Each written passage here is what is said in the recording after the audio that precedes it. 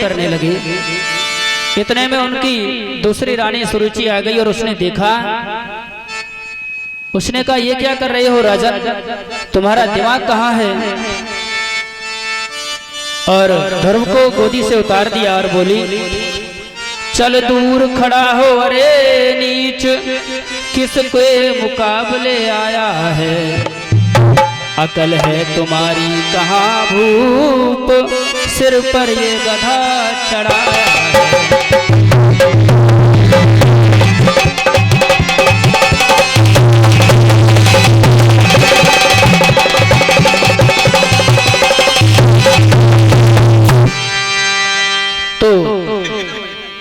रानी ने कहा, कहे राजन, इस गधे को क्यों बिठा रखा है गोदी में? ध्रुव ने सुना तो ध्रुव को बहुत बुरा लगा। और क्या हुआ? बोली गोली से बुरी कर जाती है घाव, इस गोली के सामने होता नहीं बचाव। वास्तव में बोली जो है वो, ये जिह्वा, ये बोली व्यक्ति को संकट में भी डाल सकती है, ऊंचे सिंहासन पर भी बिठा सकती है।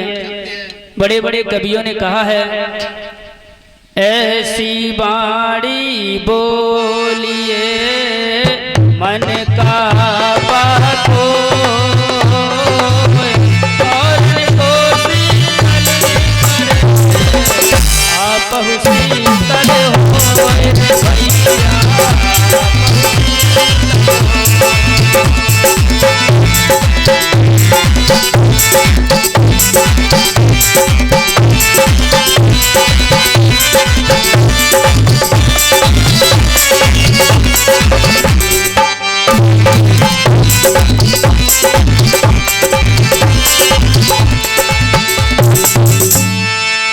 तो बोली जो है वो मनुष्य को संकट में डालने का काम भी करती है और मनुष्य को ऊंचाई पर ले जाने का काम भी करती है। जिह्वा ऐसी बावरी कह गई सरग पताल, आप तो कह भीतर भई जूती खात कपाल। कभी कभी ये जिह्वा ऐसे काम करती है, बोल करके अंदर बैठ जाती है आराम से और मार पड़ती है कपाल ऊपर।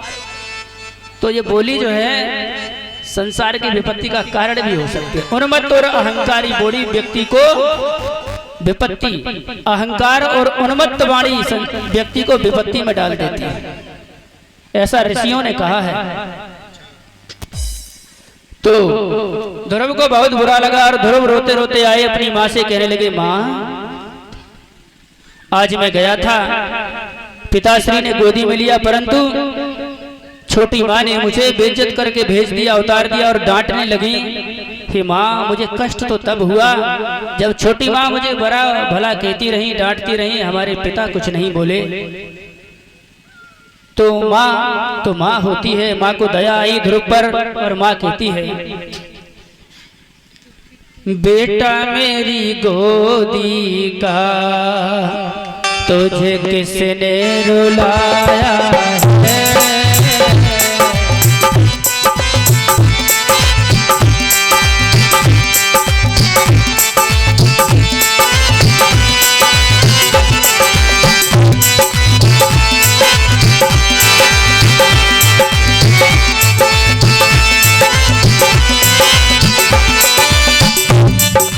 मैया पे क्या बीत रही, बेटा तू ये क्या जाने।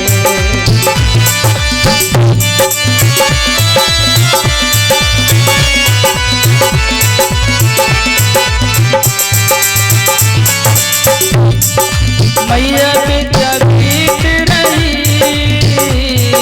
बेटा तू ये क्या जाने। तेरी सूरत ने रख बेटा मेरा दिल घबराया है।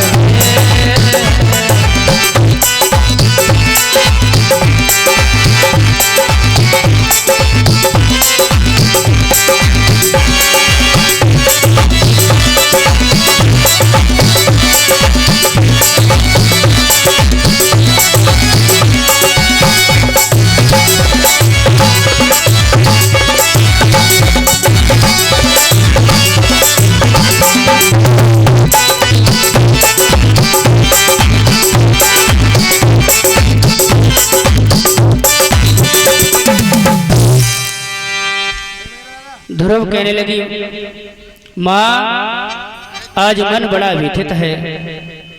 तो ध्रुव को समझाया उसकी माँ ने। उसकी माँ कहती है, ध्रुव के बेटे, जिसके भाग्य में जो होता है वह उसे मिलता है। काफी अनुनय विनय कर समझाया ध्रुव को, परंतु ध्रुव रोते रहे। तो माँ दुखित हो गई, माँ का गला भराया और माँ ने कहा कि मेरे लाला, तेरा रोना हमसे नहीं देखा जाता। मेरे बेटे, एक और पिता होते हैं, वो सबके पिता हैं, वो परम पिता है। तो उनकी शरण में जा, वो तुझ पर कृपा अवश्य करेंगे और वो ही तुझे पिता का प्रेम देंगे। तो ध्रुव ने कहा कि माँ वो पिता है कहाँ, वो पिता कहाँ मिलेंगे? तो ध्रुव की माँ ने कहा, हरि व्यापक सर्वत्र समा। उनकी माँ कहती है कि ये परमात्मा जो है वो हर जगह व्याप्त है, कण कण में है, क्षण क्षण में है, मुझ में है, तुझ में है, ऊपर है, नीचे है, जल में है और अग्नि में है। वह परमात्मा सर्वत्र सब जगह विराजमान है। तो ध्रुव ने मन में संकल्प किया कि मैं उस पिता को पाकर ही रहूंगा। इस प्रकार ध्रुव प्रभु को पाने के लिए वन की ओर प्रस्थान करते हैं। उनकी माँ कहती हैं कि लाला, मैं तेरे बगैर कैसे रहूंगी? तू चला जाएगा तो मुझे तेरी बहुत याद आएगी। क्योंकि एक माँ को अपनी संतान बहुत प्रिय होती है, चाहे संतान कैसी भी हो।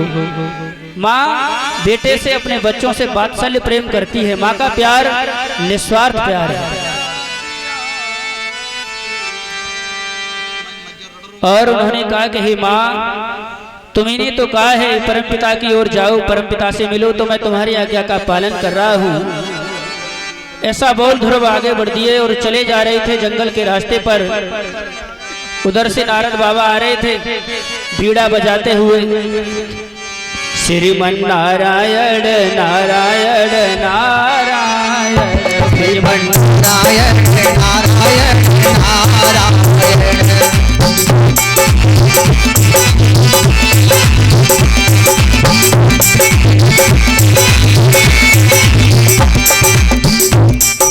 जो नारायण नाम लेता है, जो नारायण नाम लेता है, आप होत सब नारायण। श्रीमन नारायण नारायण नारायण, श्रीमन नारायण नारायण नारायण।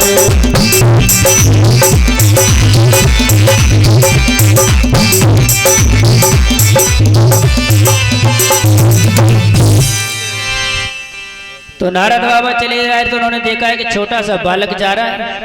उन्होंने कहा, बेटे कहाँ जा रहे हो? तो ध्रुव बोले कि हे महात्मन, मैं तप करने जा रहा हूँ, परमपिता की प्राप्ति करूंगा, परमपिता का दर्शन करूंगा। बोले लाला, तू छोटा है, जा घर, तेरी माँ रो रही होगी, ढूंढ रही होगी कि मेरा लाला कहाँ गया।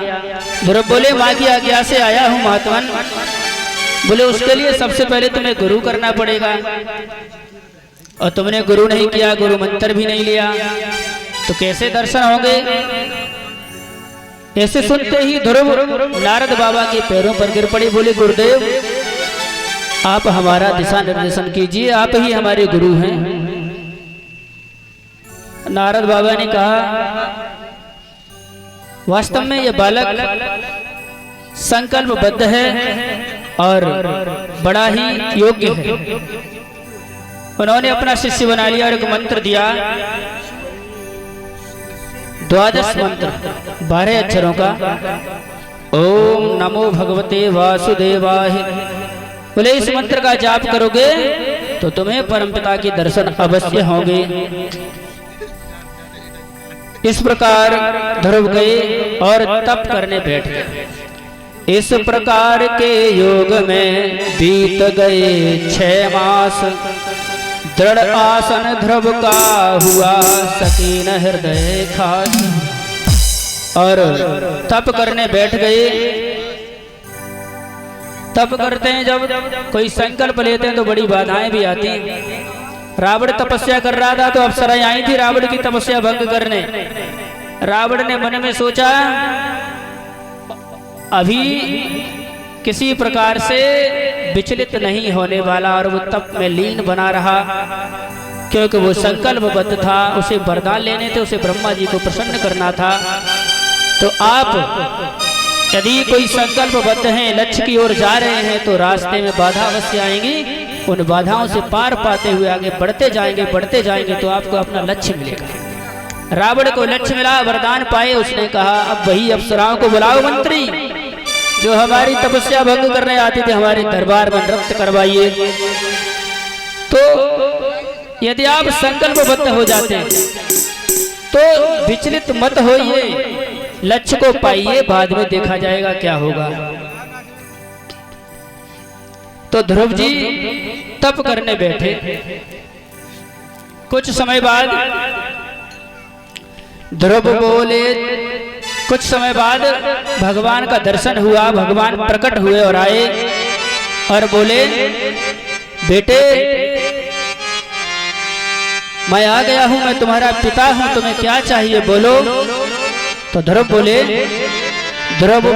वत्स कहे मुझे पुकारा नाथ, लोकनाथ का पुत्र तब क्या फैलाए हाथ। तो भगवान ने ध्रुव से कहा क्या चाहिए। तो ध्रुव बोले आप हमारे पिता हैं और मैं आपका बेटा हूँ। आप तो वैकुंठ नाथ हैं और आपकी संतान हूँ मैं, तो मुझे क्या चाहिए। मेरा पिता इतना महान है, मेरे पास किसी प्रकार की कमी नहीं। आपने मुझे बेटा कह दिया, यही मेरे लिए बहुत है। तो भगवान ने ध्रुव को आदेश दिया कि हे ध्रुव जाओ और अपने माता पिता की सेवा करो। राजा उत्तानपाद अपनी सेना लेकर पहुंचे और ध्रुव को ससम्मान लेकर आए। और ध्रुव ने हजारों वर्षों तक राज्य किया, अपने माता पिता की सेवा की और उन्होंने उन्हें स्थान दिया ध्रुवलोक। तो ध्रुवलोक में आज भी ध्रुव तारा बनकर चमकते हैं। बोलिए ध्रुव महाराज की, बोलिए गोविंद भगवान की, राधा रानी सरकार की। ध्रुव के चरित्र से हमें यह सीख मिलती है कि सच्चाई के मार्ग पर चलते रहो तो निश्चय ही परमात्मा का दर्शन होगा। कैसे एक छोटा बालक अपनी माँ की आज्ञा का पालन करता है और परमात्मा के दर्शन करता है। यदि आप अच्छी राह पर चलेंगे तो निश्चय ही परमात्मा का सहारा मिलेगा। तो आइए एक भजन हो जाए परमात्मा का। और अब कलयुग आ गया है तो एक सज्जन सो रहे थे।